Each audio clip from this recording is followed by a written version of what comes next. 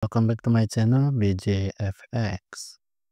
Ya udah kurang lebih setengah bulan ya gua nggak upload dari uploadan pertama gua, dan kali ini gua akan upload mengenai POI dan juga pattern alchemist yang sering gua pakai, dan itu work ya. Tapi nggak tahu untuk kalian itu nanti work atau enggak ya, masing-masing punya probability-nya sendiri ya. Nanti kalian boleh tes sih. Ini gue jelasin secara sederhana, secara simple yang mungkin bisa kalian pahami, dan yang pasti nggak ribet ya. Oke, ini gue jelasin mengenai OCL, support become resistant, dan resistant become support. Nah, ini bisa menjadi area POI yang berlaku di high time frame ya. Ingat, di high time frame. Berlaku mulai dari weekly, daily, dan 4 jam. Oke, kita mulai dari open close level atau yang disebut OCL. Ingat, ini sekalian gue tulis OCL, open close level. Oke, pakai tipe lagi. Nah, ini ya kelihatan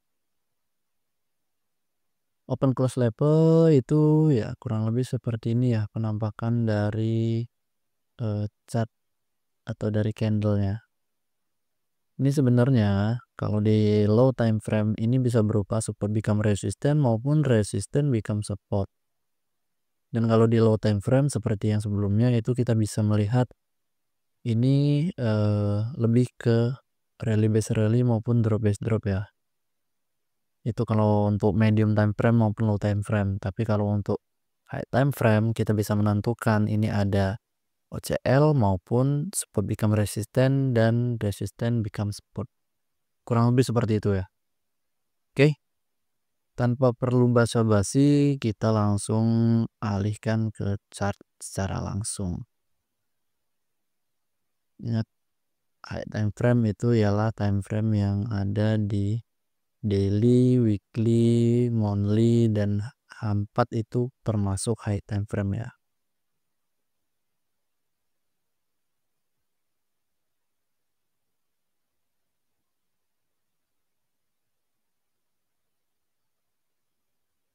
Kita mencari resisten become support, itu mungkin kalian udah tahu seperti ini penampakannya resisten become support.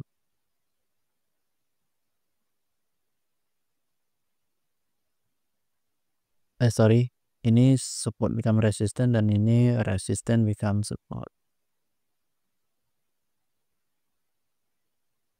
Terus mana lagi ya? Sini kurang. Si. Nope. Nah.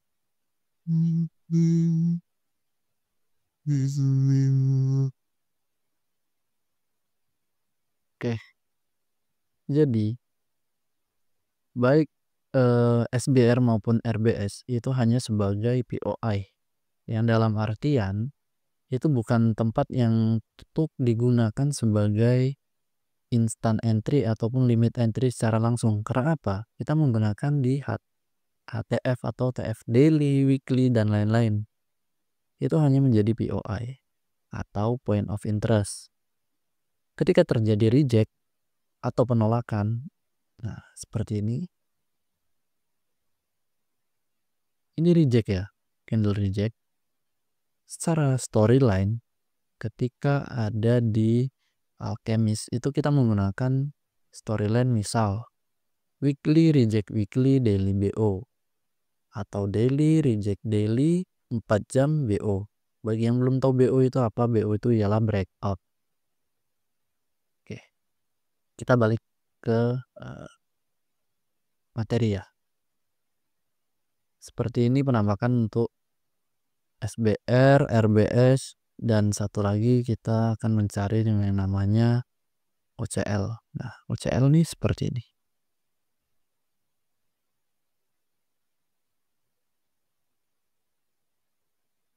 Ini OCL, ya kan? Kita pasti tahu OCL. Ini OCL. OCL ini bisa dijadikan sebagai salah satu alternatif atau POI. Jadi nggak cuman sekedar OB atau QM atau apa ya. Ketika kita menggunakan storyline, kalau di dalam ICT itu kita bisa menyebutnya bias ya. Ini kita menggunakan storyline itu kita wajib menggunakan HTF agar menentukan kemana arah harga selanjutnya atau storyline-nya itu seperti apa. Oh ya, di sisi lain support become resistant ya kita mempunyai SNR ya, SNR klasik tuh, support dan resisten. Ini pasti kalian udah nggak asing dengan namanya support dan resisten. Nah,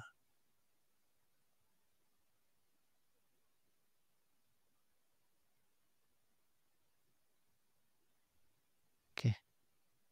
Ini bisa kita jadikan sebagai POI. Nih, ya kan? Poinnya ada di sini.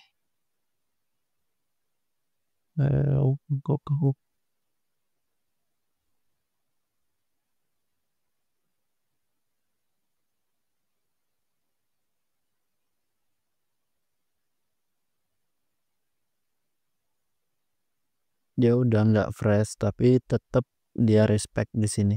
Nanti kita jelaskan lebih lanjut. Nah, sekarang kita masuk ke OCL. Seperti yang kita bilang OCL, open close level. Nah, di sini. Lihat. Harga mengambil open close level 4 jam dari price yang ini, dari candle ini. Bang, ini udah apa namanya? Udah pernah disentuh, ini udah nggak fresh. Ini kenapa kok diambil lagi untuk support dan resisten?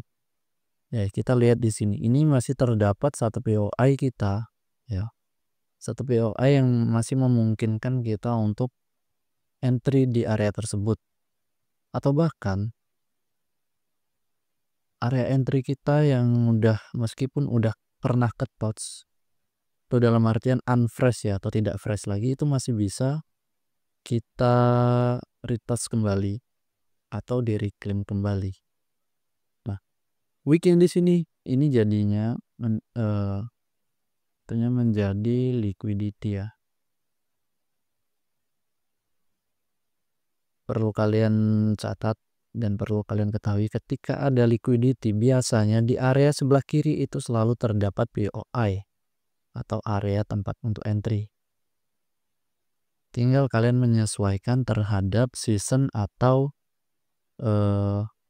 ya terhadap season apa candle tersebut taken liquidity dan hit POI. Jadi seperti itu. Jadi hal yang penting di dalam trade itu kalian harus paham mengenai liquidity dan juga season. Season itu bagi yang belum tahu itu time. Karena konsep yang saya yakini itu ialah time and price ya.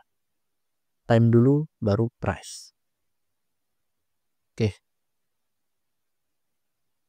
Itu secara HTF OCL di H4. Bang cari lagi dong untuk di time frame di bawahnya. Oke, kita cari lagi. Ketika di time frame kita menggunakan time frame berapa ya? Nah, ini. Ini kan OCL H4 ya. Ini menjadi POI kita.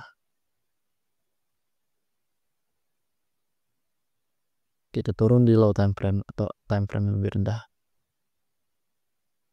Kita bisa marking ini nih.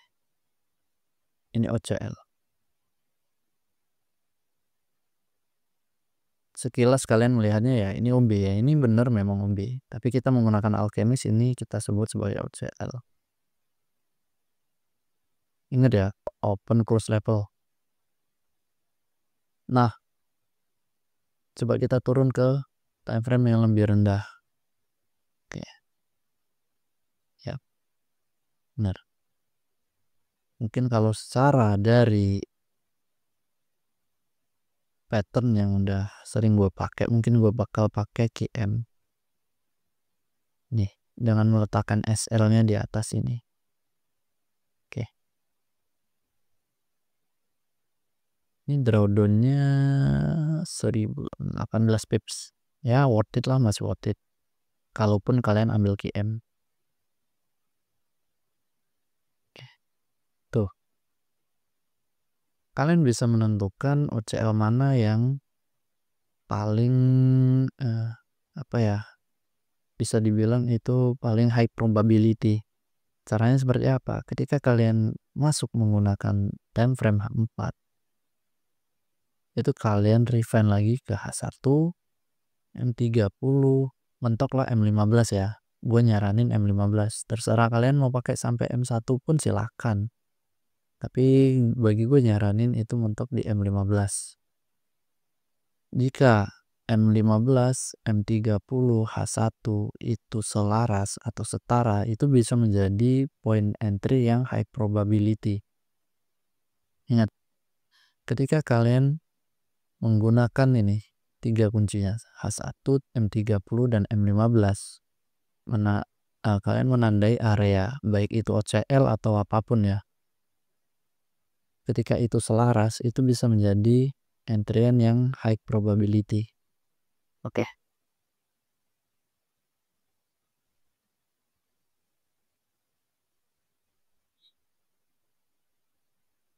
Oke, selanjutnya mungkin kita akan mencari apa ya?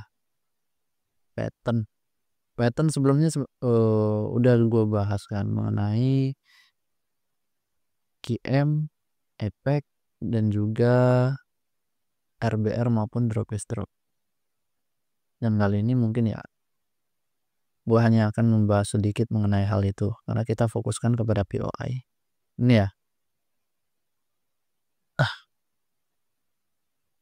kita harus ketika kita entry, andaikan kalian memang mau mengambil HTF POI, itu sah-sah aja udah. Itu kalian boleh-boleh aja H4 dengan drawdown yang mungkin lumayan 15 pips. Tapi kita kan nggak tahu ya. Alangkah lebih baiknya ketika kalian melihat storyline dari HTF, kalian menunggu konfirmasi. Konfirmasi seperti apa ya? Seperti ini. Kita menunggu ketika H4 udah hit area POI, kita tunggu. Reaksi apa yang terjadi setelahnya? Nah, seperti ini misal. Reaksi yang terjadi setelahnya itu ada candle displace. Ingat, candle displace. Disertai apa? Ini bisa dibilang market shift structure ataupun change of character. Di sini candle displacement atau candle impulsif ya, pergerakannya impulsif. Di sini bisa menjadi penanda bahwa reaksi dari POI HTF itu menandakan akan terjadinya reversal.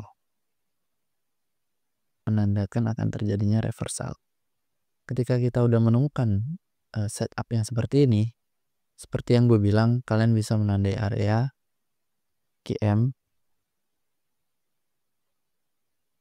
efek, dan mungkin rally base rally ya. Drop base drop kalau di sini ya. Kita tandain dulu QM.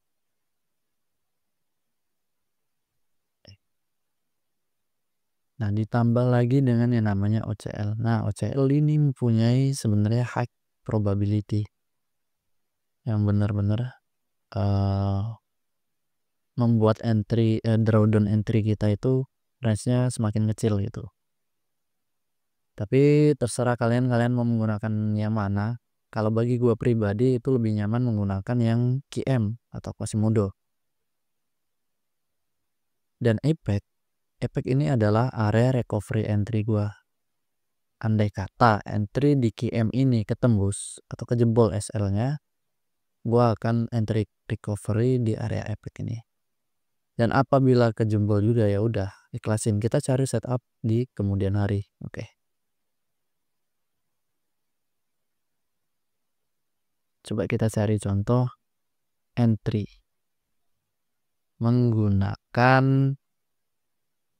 HTF POI. Nah, ini ya. Ini kita mendapat ini di sini gua kemarin ada entry sini.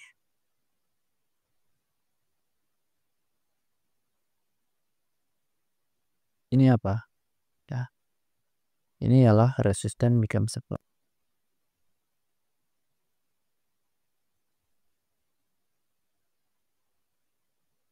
Oke.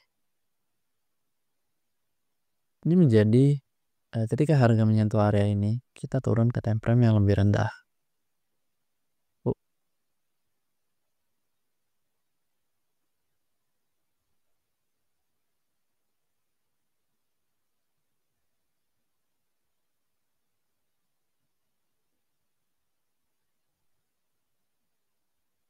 Oke. Ini ya.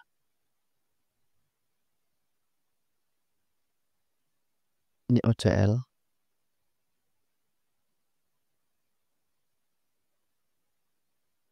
Ini ada KM. Nah, kemarin gua ambil di bagian OCL. Kita bisa sebut OB lah ya. Kenapa gua ambil itu? Karena area tersebut lebih dekat dengan liquidity. Kita udah menandai area liquidity di sini, atau bisa dibilang inducement. Nih. Jadi lebih bijak-bijaklah kalian untuk menentukan area entry kalian. Nih. Gua lebih mengambil ke OB-nya atau OCL-nya. Karena liquidity-nya tepat berada di atas area tersebut. Ingat gua pernah bilang gua cuman meletakkan entry itu dengan ya SL tuh bisa 10 sampai 20 pips. Nah, ketika gua 20 pips, oke, di sini. Anggap aja di sini ya, ini 20 pips. Bahkan gue sering dapat di 15 pips. Dan TP-nya di mana, Bang? TP-nya kalian harus bijak mungkin ya. Kalian mencari buy side liquidity terdekat. Tuh. Kalian boleh untuk menandai area maksimal di sini. Tapi ini ya, if you atau jika kalian menggunakan area entry seperti ini, anggap saja kita ambil 20 pips. Nah, ketika kalian berada di target ini, target terdekat itu udah dapat 3,8 RR. Ya, itu udah cukup. Itu 3,8 RR ya. 1 banding 3,8. Jadi ketika entry kalian tuh harus sebijak mungkin cari tempat di mana untuk exit. Jangan sampai kalian bisa entry tapi nggak bisa exit. Justru malah exitnya itu berupa BE ataupun SL ya. Jadi kalian harus bijak menandain suatu liquidity. Baik itu buy side liquidity, equal, terus liquidity Asia, high atau low-nya Asia gitu kan. PDH, PDL, nah itu kalian harus paham.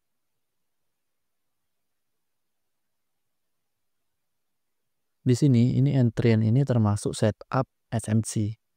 Kalau kalian udah belajar SMC ya, di sini liquidity grab ya kan. Sini liquidity grab. Di sini ada change of character. Dan di sini ada breakout structure, di sini inducement, di sini OB.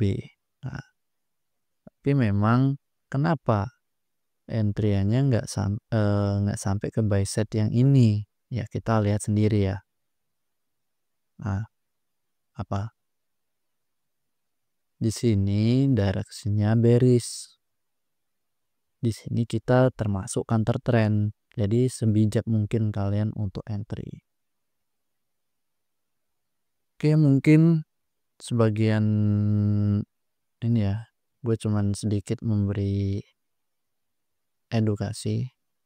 Mungkin kedepannya gue bakal kasih waktu seminggu sekali untuk up video, dan supaya kalian gak ketinggalan. Dan apabila kalian suka sama video ini, silahkan like, komen, subscribe, share ya, dan pasti aktifin lonceng agar kalian dapat notifikasi ketika gua up video.